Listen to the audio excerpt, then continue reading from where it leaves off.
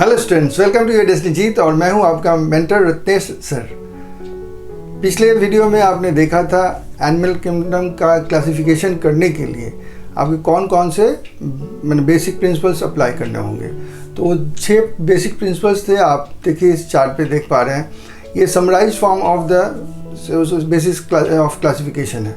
तो देखिए इसमें पहला नंबर देखिए कि आप देख चुके हैं कि level of organisation, symmetry, body cavity, उसके बाद डिप्लोप्लास्टिक और आपका ट्रिप्लोप्लास्टिक डेवलपमेंट आपने देखा था, नोटोकॉर्ड के बारे में देखा था, सेगमेंटेशन के बारे में देखा था।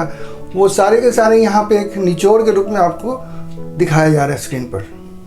तो श्योरली आप इसको याद करना आपको बहुत ज़रूरी है, क्योंकि देखिए यहाँ पे एक किंगडम दिया हुआ है, एनिमलिया है, और उसको भाग किया गया, डिवाइड किया गया इंटू 11 फाइला। सिंगुलर होता है फाइलम। अब देखिए यहाँ पे पहला फाइलम क्या है आपका, पोडीफेरा है। तो पोडीफेरा के ऊपर देखिए लेकिन कुछ डिप्लोप्लास्टिक भी नहीं लिखा हुआ है और ट्रिप्लोप्लास्टिक भी नहीं लिखा हुआ है, यानी कि पोडीफेरा में कोई भी डेवलपमेंट नहीं होती है, ना डिप्लोप्लास्टिक ना ट्रिप्लोप्लास्टिक। ऐसा क्यों? क्योंकि वो तो सेलुलर अभी फॉर्म में है, उसका तो अभी ये एग्रीगेशन ऑफ सेल्स नहीं हुआ है, टिश्यू नहीं फॉर्म किया है, ऑर्गन नहीं फॉर्म किया, तो डिप्लोप्लास्टिक और ट्रिप्लोप्लास्टिक फॉर्मेशन आएगा कहाँ से? उसके बाद देखिए रेड कलर से आपका अंडरलाइन 3 आप देखेंगे फाइला, वह है एनिलिडा, एंथ्रोपोडा और कॉर्डाटा। ये सारे याद रखिएगा, रेड कलर सभी सेगमेंटेड है। अंतर केवल है एनिलिडा में जो है ये मेटामरिज्म होता है, बाकी 2 में मेटामरिज्म नहीं होता है। और ब्लू कलर का एक अंडरलाइन देखिए और वहाँ पे लिखा हुआ है पोजेस नोटोकॉर्ड। तो यानी कि केवल कोडाटा जो है ये आपका नोटोकॉर्ड पोजेस करता है। बाकी तब सब तो आप जानते हो कि सिमेट्री के बारे में बताया था मैंने कि असिमेट्रिकल मोस्टली होता है पोडीफेरा। वैसे रेडियल मैंने एग्जांपल में दिखाया था कि रेडियल भी हो सकता है। सेकेंड है रेडियल सिमेट्री है, आप वो देख पा रहे हो। उसके बाद आप जानते हो आपका बाइलैटरल सिमेट्री होता है। उसके बाद ये सेलोमेट्स हैं कि नहीं या असेलोमेट्स हैं या सेलोमेट्स हैं वो जानना है, यानी कि सेलम है कि नहीं उनका। तो उसमें हम लोग सीडो सेलोमेट्स की भी बात पढ़े थे। तो ये सारा का सारा देखिए चार्ट में आपको मिल जाएगा और इससे आपको क्या होगा, एक ग्लिम्स मिल जाएगा पूरे एनिमल किंगडम का। तो इस चार्ट को आपको लर्न करना है, ये आपके बुक का चार्ट है, मैं अलग से नहीं दिया हूँ, इसलिए इसको आप ठीक से पढ़ें और समझें। ओके, अब हम चलते, देखिए फाइलम लिखा हुआ 3 यहाँ पे, मैंने फाइलम हम 3 लिए हैं इस बार। आज के क्लास में 3 को हम डिस्कस करेंगे।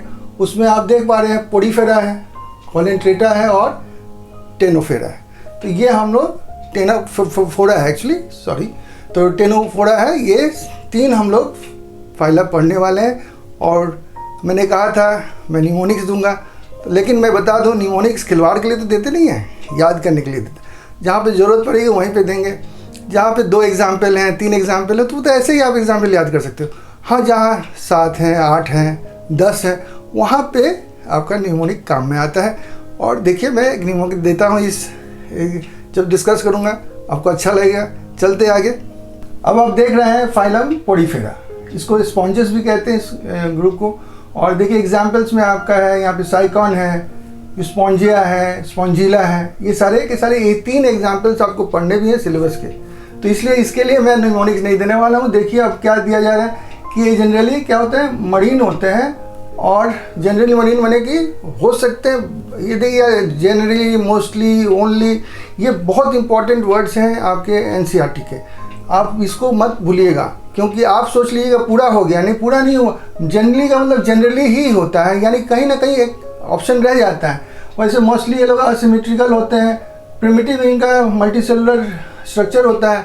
मैंने पहले ही बताया कि सेलुलर लेवल ऑफ ऑर्गेनाइजेशन है। और ये हर्माफ्रोडाइट होता है, यानी कि दोनों सेक्सेस एक ही बॉडी में पाया जाता है। और सेक्सुअल रिप्रोडक्शन किससे करते हैं, तो गैमेट से ही करेंगे। और गैमेट्स होंगे क्या, एग्स एंड स्पर्म्स होंगे। और असेक्सुअली कैसे करेंगे रिप्रोडक्शन, तो वो फ्रेगमेंटेशन से करेंगे। और ये जो फर्टिलाइजेशन इनका होता है वो डायरेक्ट होता है या इनडायरेक्ट होता है। देखिए यहाँ पे ये इंटरनल होता है, पहले नंबर समझ लीजिए।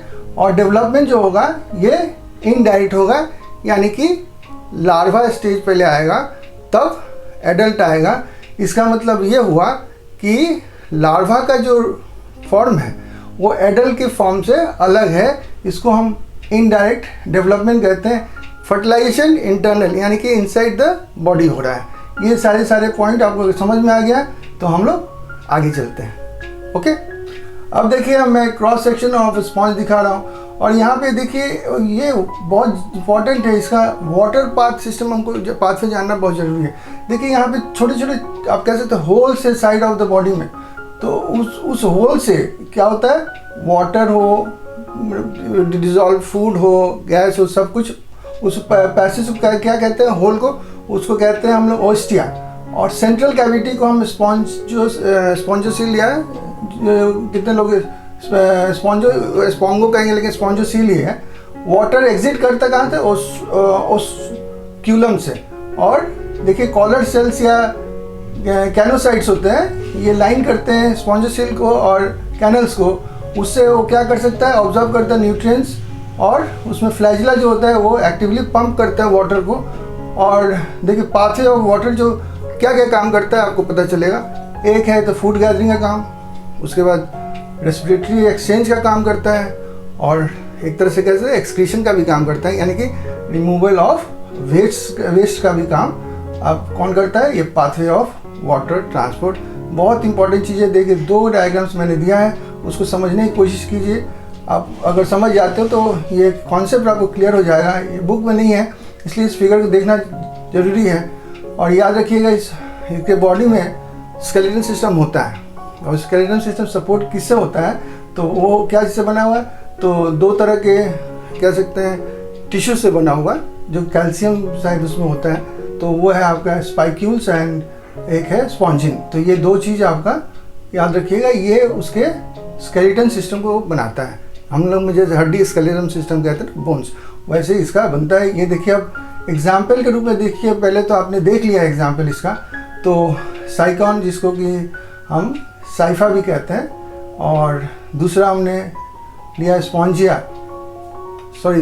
कहते हैं। स्पॉन्जिला को आप नॉर्मल भाषा में, कॉमन भाषा में फ्रेश वाटर स्पॉन्ज कहते हैं। और तीसरा होगा यूस्पॉन्जिया, जो आपका क्या बनेगा, उसको हम लोग बाथ स्पॉन्ज भी कहते हैं। तो ये 3 एग्जाम्पल्स हैं जो कि हम देखते हैं कि इसमें आपके ओडिफेरा में या स्पॉन्जेस में। अब देखिए कैसे साइड से आपके होल से कैसे ये लेता है वाटर, और देखिए सेंट्रल कैनल में जाके ऊपर कैसे फेंक रहा है। तो इसी तरह से ऑब्जर्व करता है न्यूट्रिशन, ऑक्सीजन, और यहाँ तक कि वेस्ट प्रोडक्ट भी बाहर फेंकता है। इसी सिस्टम से ये देखिए मैंने एनिमेट करके आपको दिखाने की कोशिश की है। आपको समझ में आ गया होगा कि इसका मैकेनिज्म ऑफ पाथवे कैसा है। तो ये अच्छा एक मतलब कह सकते हैं एक डेमोन्स्ट्रेशन है उनका लाइफ। अब देखिए नेक्स्ट हम जाते हैं फाइलम, वो है आपका कॉलेंट्रेटा या निडेरिया भी कहते हैं उसको। अब देखिए यहाँ पे 2 एग्जाम्पल्स दिए हुए हैं। एक है ऑरेलिया, तो ऑरेलिया में देखिए लिखा हुआ है मेडुसा। मेडुसा यानी कि free living form, umbrella type का देखने में होता है। और एक एग्जाम्पल है एडम्सिया, जो कि पॉलिप लिखा हुआ है। सेसिल उसके नीचे लिखा हुआ है, यानी कि ये ज़मीन से जुड़ा रहता है, ये मूव नहीं करता है, एक सबस्ट्रेट पर जुड़ा रहता है। और एक चीज़ याद रखिएगा, ये सिलिंड्रिकल है। तो हम इसके एडम्सिया के बारे में ऐसा ही अब हम एग्जाम्पल देंगे हाइड्रा का, तो हाइड्रा भी समझ लीजिए कि एडम्सिया जैसा ही होता है, एक पॉलिप फॉर्म में है। ऑरेलिया जो है मेडुसा, इसके बारे में हम फिर डिस्कस करेंगे। ये ज़्यादातर क्या होते हैं, मरीन होते हैं, एक्वेटिक तो होंगे ही, मरीन होते हैं, यानी समुद्र में पाए जाते हैं। लेवल ऑफ ऑर्गेनाइजेशन का टिश्यू लेवल हो जाता है। डिप्लोब्लास्टिक इनका डेवलपमेंट है। सिमेट्री जो है रेडियल है। तो ये इनका इम्पॉर्टेंट फीचर्स या कैरेक्टरिस्टिक कह सकते हैं हम, ठीक है। अब हमने जो कहा था वो करूँगा, मैं क्या करूँगा कि अब आपको निमोनिक दूंगा और एग्जाम्पल्स बताऊँगा। तो देखिए निमोनिक में क्या लिखा, ओह माय गॉड पापा। कब कहते हैं ये, फ्रस्ट्रेटेड हो कहते हैं।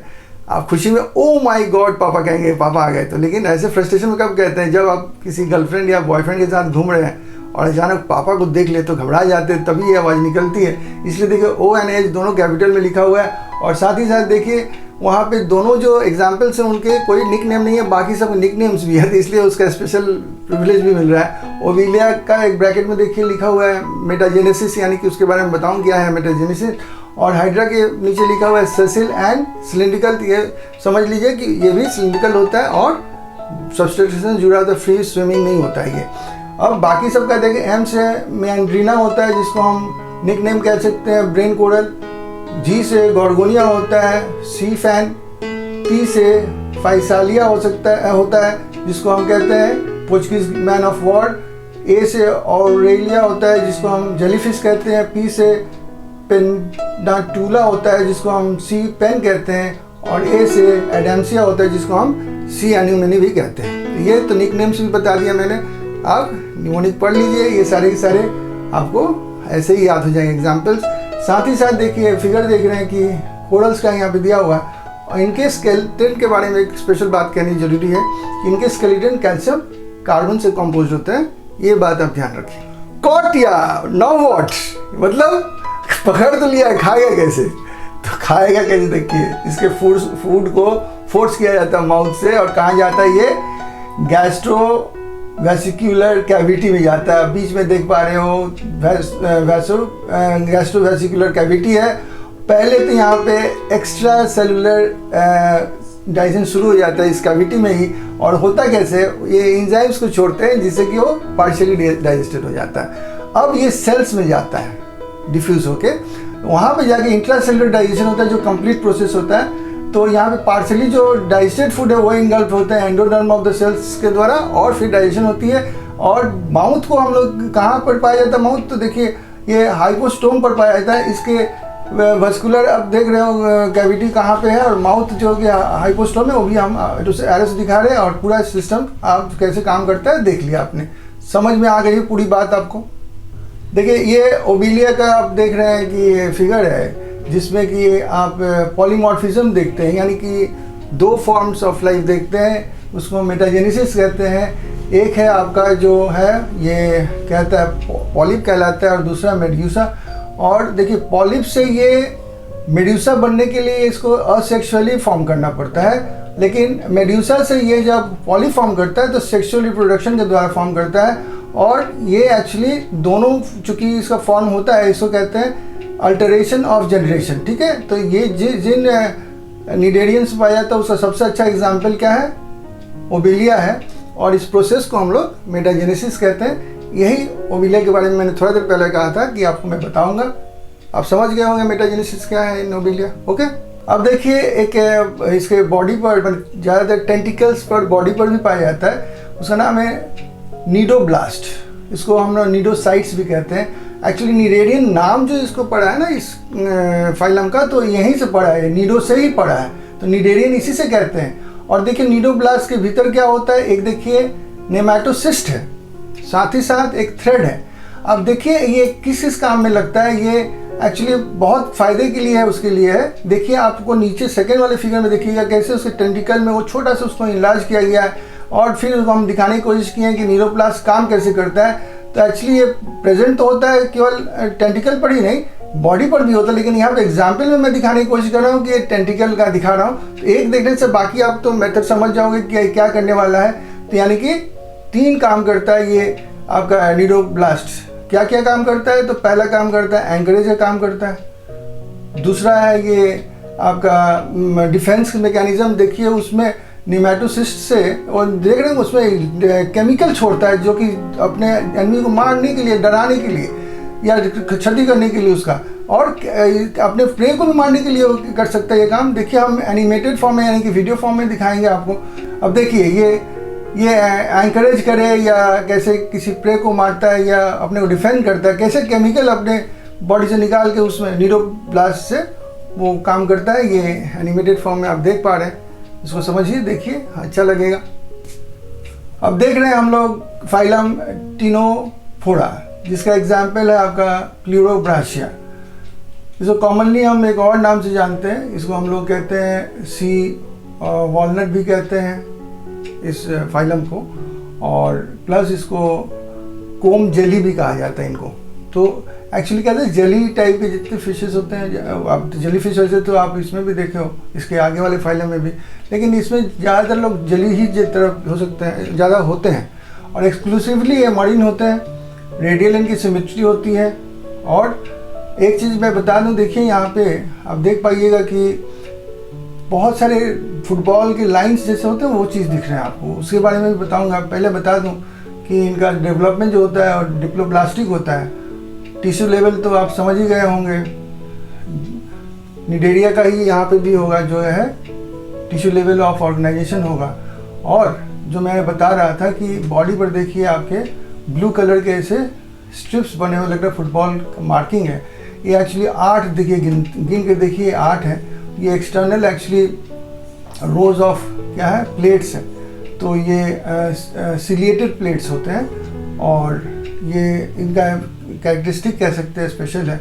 ये सिलिएटेड कोम प्लेट्स हैं जो कि हेल्प करते हैं आपके इसको फाइलम को किस में इन स्विमिंग कह सकते हैं या लोकोमोशन कहिए। देखिए ये है उसका एक कह सकते हैं, हम एक कैरेक्टरिस्टिक दिखाना चाह रहे हैं जो कि क्या है, बायोल्यूमिनेसेंस। देखिए कितना कलरफुल लाइट, जो लग रहा है कि आप LED लाइट लगाए हैं कलरफुल। और इस प्रॉपर्टी को हम देखते हैं जैसे कि इसमें है, ये इसको बायोल्यूमिनेसेंस कहते हैं क्योंकि लिविंग ऑर्गेनिज्म में ये लाइट एमिट करने की क्षमता आती है। और इसके सेक्सेस जो होते हैं सेपरेट नहीं होता है, यानी कि ये क्या है, हर्माफ्रोडाइट है।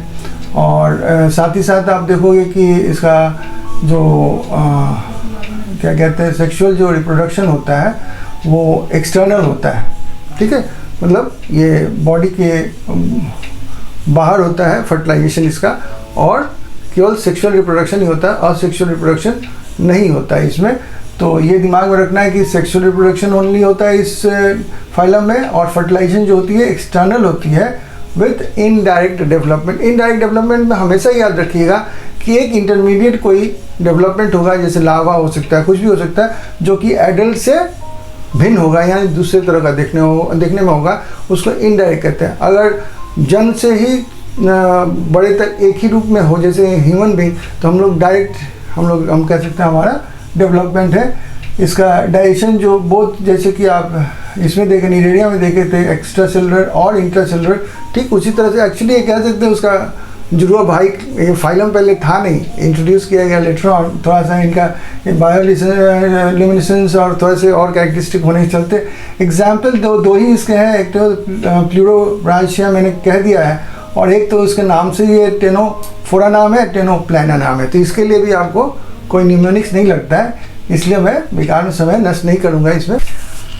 अब देखिए एक मैं फिर एनिमेशन यानी कि एक वीडियो दिखा रहा हूँ जिसमें कि कैसे ये लाइट वाला एक बॉडी लग रहा है कि स्विम कर रहा है। एक बॉल देख रहे हैं जैसे केज जैसा चीज़, और लाइट चारों तरफ लाइट दिखी उसका, ये खुद का अपना लाइट है, वो कोई रोशनी बाहर से नहीं आ रही, रिफ्लेक्शन नहीं है।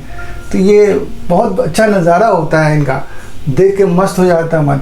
तो ये देखने लायक चीज़ होती है। तो इसी के लिए मैंने आपको ये रखा है कि आप इसको देखें और थोड़ा सा इसका मज़ा लूटें, ताकि यार इसका एक आइडिया मिलेगा कि ये फाइलम होता कैसा है। ठीक है, अब ये एक तरह से हम कह सकते हैं कि हम लोग अपने वीडियो के अंत में आते हैं। तो मैं बता दूं कि जो चार्ट है, अब हम चार्ट के अंत में आते हैं। ठीक है, वो फिर से चार्ट देखिए, और अब चार्ट तो आप देख पा रहे हैं। तो इसमें आप देखोगे कि 3 फाइलम जो है, फाइला प्लैटीहेलमिन्थस, एसिलमेंथिस और एनिलिडा, ये लिखे हुए हैं।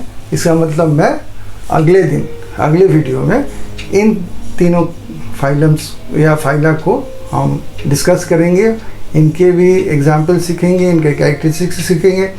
मेरे साथ जुड़े रहिए, और इस तरह से चैप्टर हम लोग धीरे धीरे अच्छी तरह से, मैं जल्दीबाजी करूँगा आपको नुकसान होगा। जो पढ़ने वाले लड़के हैं, उनको बच्चे हैं या लड़कियां हैं, जो भी हैं, वो चाहेंगे कि अच्छी तरह से डिटेल्स में पढ़ाई जाए चीज़। आपको फ्री ऑफ चार्ज मिल रहा है, थोड़ा सा संयम से मेरे साथ रहिए, आपको बहुत फ़ायदा होने वाला है। नीट ज़रूर आप क्रैक कर सकोगे मेरे साथ। ठीक है, इसी के साथ मैं ये वीडियो ख़त्म करता हूँ। Thank you for watching. यदि ये प्रेजेंटेशन आपको अच्छी लगी हो तो इसको लाइक, कमेंट और शेयर करना ना भूलें, और अगर आप चैनल पर नए हैं तो इसको सब्सक्राइब ज़रूर करें। साथ ही साथ बेल आइकन ज़रूर प्रेस करें ताकि वीडियोज़ अपलोड होते ही आपको तुरंत नोटिफिकेशन मिले। Thank you for staying with us.